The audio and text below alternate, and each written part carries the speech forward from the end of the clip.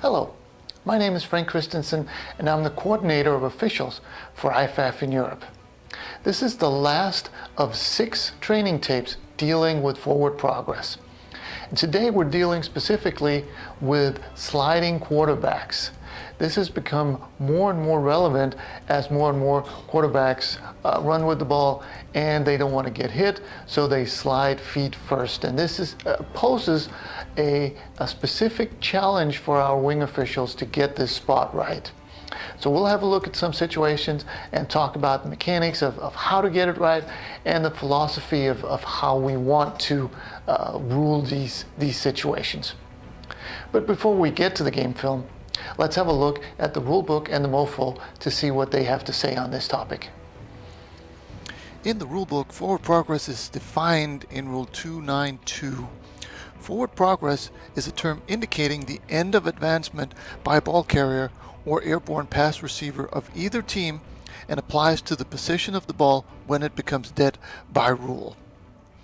In 513, forward progress, it says the most forward point of the ball when declared dead between the end lines shall be the determining point in measuring distance gained or lost by either team during a down.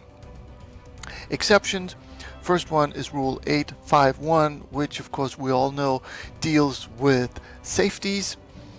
And the second one, when an airborne pass receiver of either team completes the catch inbounds after an opponent has driven him backwards and the ball is declared dead at the spot of the catch, the forward progress is where the player received the ball. In the MOFO, we go to 5-7 dealing with marking spots. In normal play, forward progress usually only needs to be marked to a tolerance of 1 foot. Since the ball is just less than 1 foot long, this means there are only 3 positions that a ball can be in between any pair of yard lines. A. With the nose, the most forward point of the ball on the forward yard line. B. With the middle of the ball midway between the 2 yard lines. And C. With the tail, the rearmost point of the ball on the back yard line. Note that in this system, the ball is never positioned spanning a line. And finally, officials need only mark forward progress to the nearest one of these points, except A. when the line to gain or goal line is concerned, in which case more accuracy is necessary, and B. after change of possession, a start of a new series, in which case the dead ball spot should always be marked with the nose of the ball on the nearest yard mark. And the when in doubt principles number 17 says, if the ball carrier is being held by only one player, the ball is still alive. If held by 2 or more, forward progress is stopped. Now, let's have a look at some game film.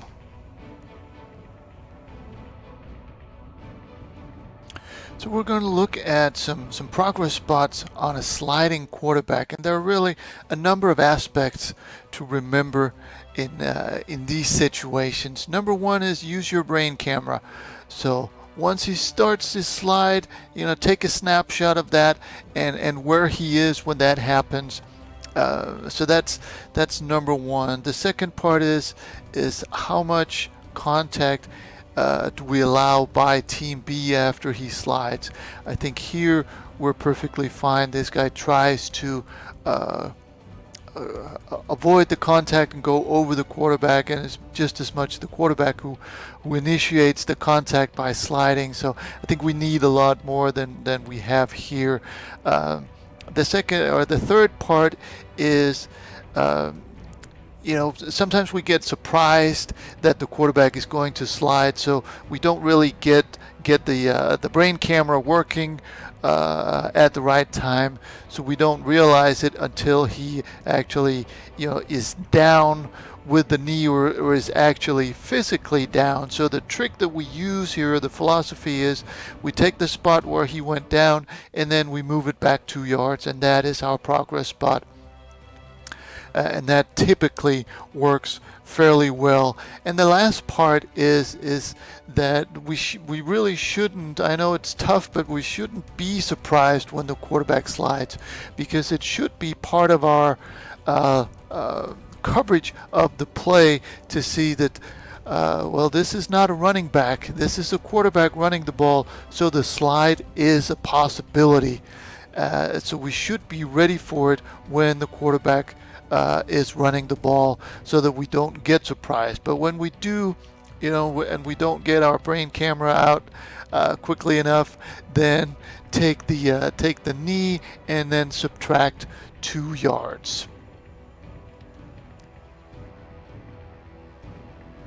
Here's another running quarterback, and we'll apply the same method. And we'll notice that right here, probably around the 50 is where our brain camera should take the snapshot. If we don't manage to do that, right around there, the 48 maybe, is where the quarterback is down. So if we take that instead and move it back to around the 50, we should be okay. Again, we're looking at the contact by the defense, which is fine. I don't see anything here that is enough for a personal foul. We do want something that could crack an egg, so to speak. And again, we should be ready for this, just because this is a quarterback running, not a running back. And as soon as he gets close to the contact, a lot of quarterbacks will do this. So we have to be ready with our brain camera and the snapshot. Here, I think there are maybe a couple of yards generous, and again, we don't want to give the quarterback too much. If we're going to err, we want to be stingy, because we're also we're telling the defense not to hit him, so we can't give him anything that he didn't deserve or earn. So if we have any doubts, we want to move him back, and to the 50, I think is a pretty good shot. Another quarterback scramble, and another opportunity for us to use our principles here. So brain cam right around there, maybe the 49 is where he starts. I mean, it's not where the knee is down, it's where he starts his slide, where we should have progress stopped. And right there is where he's down. So pretty much 2 yards back from there gets us back to the 49 again, which is where his slide started. And then we look at the contact by Team B.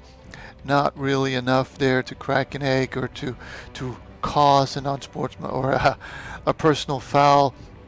And again, we shouldn't really be surprised. And I think the Wings here do a fairly good job, especially when it's an improvised scramble, especially up the middle, where he's not going to engage a linebacker. I mean, his only chance here is to do a slide, so we shouldn't be surprised that he ends up sliding the ball. And here I think we could, take him where he goes down, and then go back a couple of yards. We'll end up back around the 49-yard line.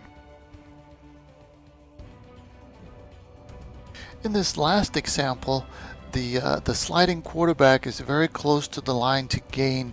I think the officials here do an excellent job of making him short of that line to gain. And again, we're looking at the same things.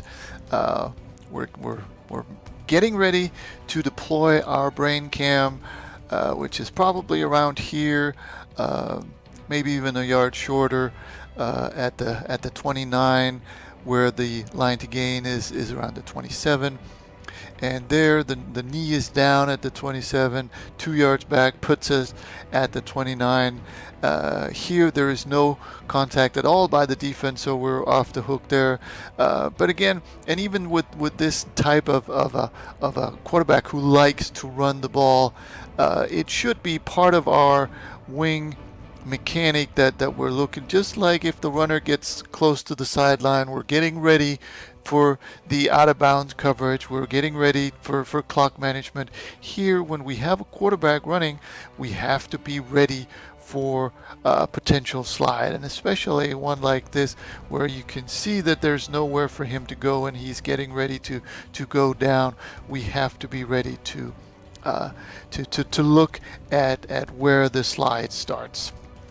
And that was this training tape. I hope it made sense, and I hope you found something you can use on the field.